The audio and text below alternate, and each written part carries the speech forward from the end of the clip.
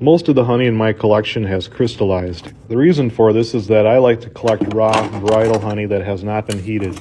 This is the good stuff, but it will crystallize over time, which is usually not a problem unless I'm trying to pour it out of a bag like this, in which case I'll heat it up to around 90-95 degrees, no warmer than a beehive, and that'll help preserve its flavor and aroma.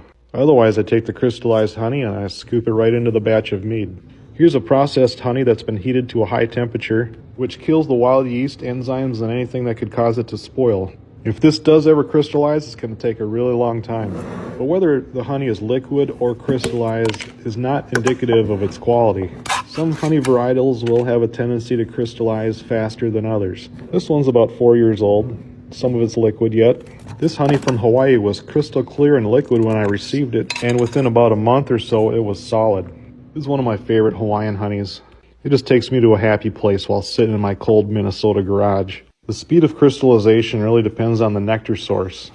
This one here is still pretty liquid, and that's only about 3 years old.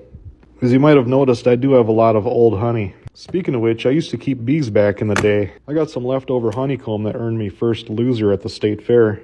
It's about 5.5 years old, and I'm curious to see how it's held up over the years. And it's looking like it's still mostly liquid, and has gotten darker over time. And the flavor is still excellent. Like the saying goes, there's no better tasting honey than from your own hive. And here's a jar of honey that I extracted the same season. Looks like it's maybe 10 to 15% crystallized. So it can be really hard to tell whether a honey is raw or processed just by looking at it.